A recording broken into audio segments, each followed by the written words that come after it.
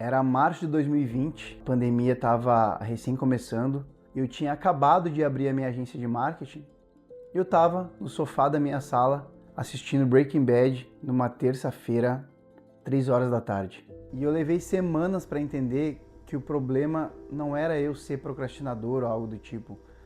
O problema era que eu estava tentando resolver as coisas de forma errada. Eu tinha uma espécie de sensação estranha no peito. Era uma culpa pesada que não deixava eu aproveitar a série e também não deixava eu trabalhar, não deixava eu produzir.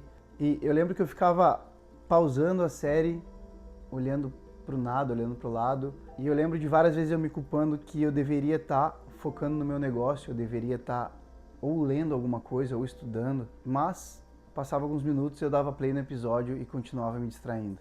E por muito tempo eu acabei me culpando, me chamando de procrastinador, de inconsistente. E eu lembro que nessa época eu olhava para alguns colegas que também estavam escalando o próprio negócio deles e eu achava que eles tinham algo especial que eu não tinha.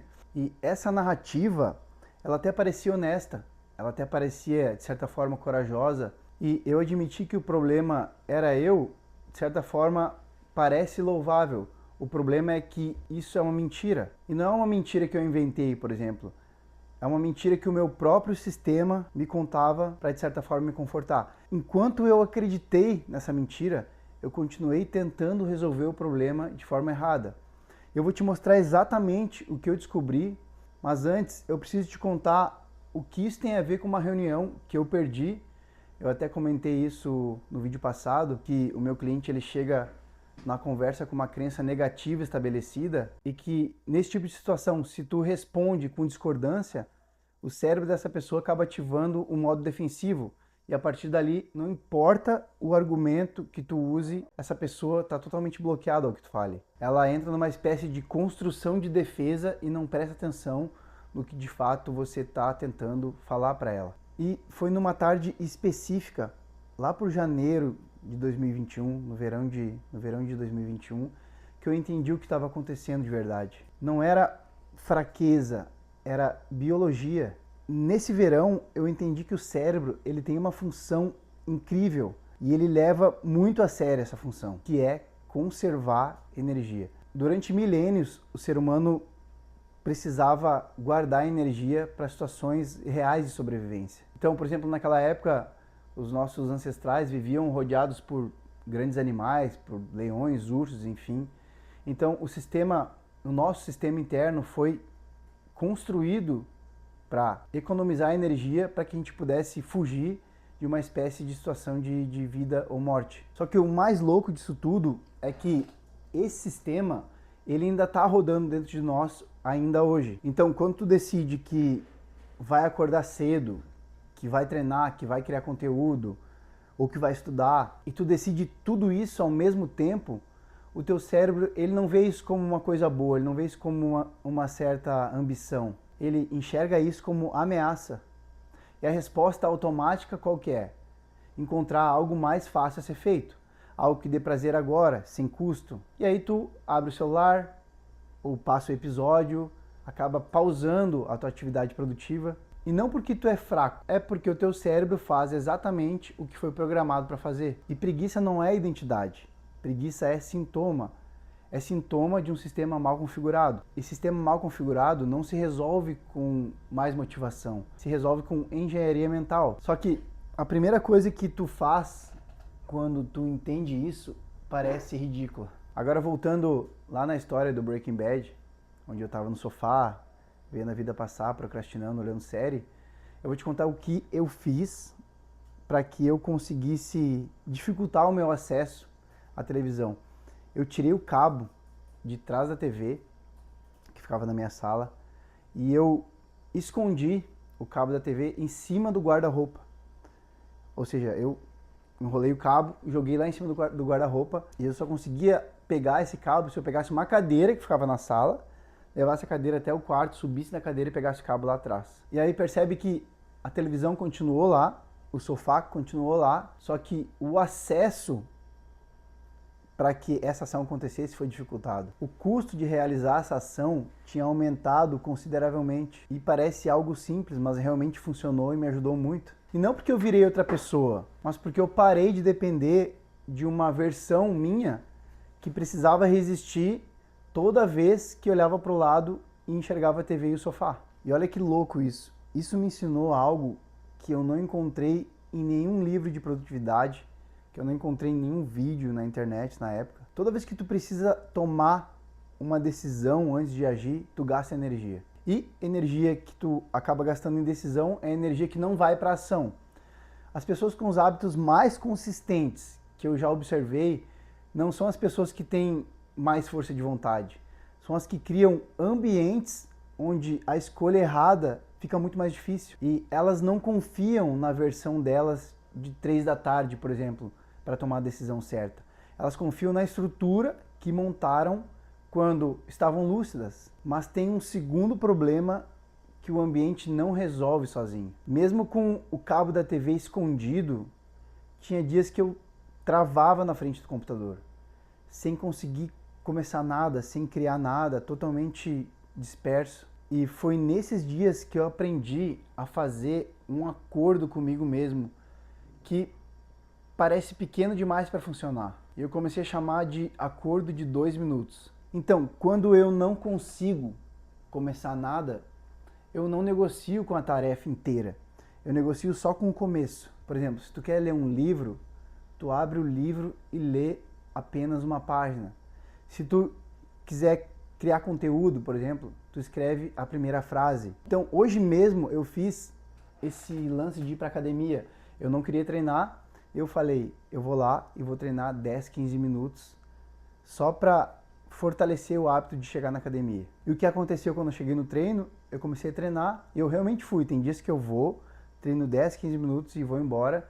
Mas hoje foi um daqueles dias que eu comecei a treinar 10 minutos e falei, vou mais um pouco, e acabei treinando 40 minutos. O interessante dessa técnica é que às vezes eu paro sim nos primeiros 5, 10 minutos, mas às vezes eu continuo. Não é porque eu ganho força de vontade, por exemplo, mas porque começar é a única parte que realmente custa energia. E quando tu dá esse primeiro passo, parece que as coisas começam a fluir sozinha, porque a primeira resistência já foi quebrada. E aqueles dias que tu realmente parar nos primeiros minutos, tudo bem, pelo menos tu venceu a resistência inicial. E aí que mora algo que eu acho fantástico. Se tu vencer a resistência inicial todos os dias, é isso que constrói o teu músculo de realizar as suas tarefas. É isso que constrói os teus novos hábitos. Só que isso para mim no começo, mesmo assim, ficou um pouco difícil. Eu lembro quando eu decidi retomar o hábito da leitura, a minha meta foi uma página por dia. Apenas uma, não um capítulo, não 30 minutos, só uma página. E eu percebi que um dos grandes obstáculos nunca foi o esforço em si, mas um momento antes do esforço. É onde o teu cérebro ele faz um pequeno cálculo. Ele calcula o custo do que vem pela frente. Se o custo parece alto demais, ele veta antes de tu começar. Então eu entendi, por exemplo, que uma página não tem custo alto o suficiente para ser vetada pelo cérebro. E eu lembro que eu comecei com uma página e 3 semanas depois eu já estava lendo 20, 30 minutos sem perceber, 4, 5 páginas. E não porque eu me forcei a fazer isso, foi porque o início tinha deixado de ser o problema. E presta atenção nisso. O que tu quer construir de fato não é a tarefa, é o hábito de começar a tarefa. O grande segredo aqui é fazer pelo menos um pouco todos os dias para que o hábito fique enraizado no seu cérebro, para que o seu cérebro crie atalhos neurais e você consiga realizar aquilo com menos energia. Só que eu preciso te falar algo que a maioria dos vídeos sobre hábito nunca falam, nunca vi falar, ou alguns livros sobre hábito eu nunca vi nada disso. Porque a verdade é que isso que eu vou te falar acaba estragando a narrativa bonita ou do vídeo ou do livro, enfim. Mas a grande verdade é que tu vai falhar.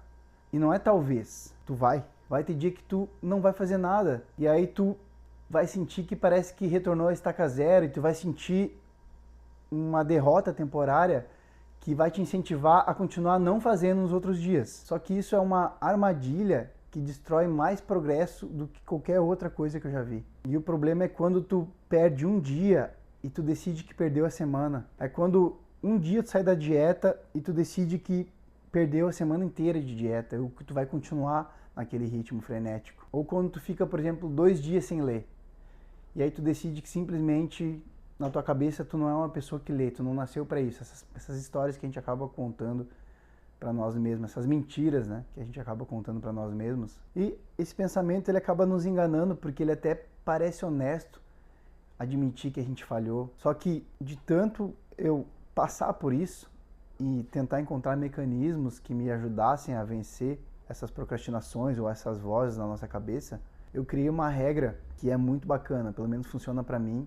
Eu quero que você use essa regra, porque de fato funciona. E a regra é: nunca perca 2 vezes seguidas. Se tu perdeu um dia, tudo bem, isso é humano, a gente vai ter dias que a gente vai falhar, como eu falei, mas no dia seguinte tu volta. E não importa o tamanho do retorno, é aqui que está o grande segredo. Mesmo que seja 2 minutinhos, mesmo que seja 2 parágrafos, tu precisa voltar. E grava isso que eu vou te falar. Porque consistência não é medida por dias perfeitos, é medida por quantas vezes tu voltou depois de cair. Agora, voltando lá para março de 2020, quando eu comecei a realmente aplicar isso de verdade, não foi uma virada dramática, por exemplo. Não teve um dia específico em que tudo mudou. Foi bem mais sutil que isso. Foi um dia que eu fiz uma coisa pequena sem esperar nada em troca, só para ver o que acontecia, só por teste. E alguma coisa mudou. E não foi o resultado, foi a relação que eu tinha com o processo. A partir desse dia, eu parei de me ver como alguém que tenta e comecei a me ver como alguém que cumpre. E essa pequena diferença é o que separa quem constrói de quem fica eternamente recomeçando projetos. Só que nesse ponto, é exatamente aí que as coisas começam a funcionar, que aparece uma voz que parece que não quer que tu continue.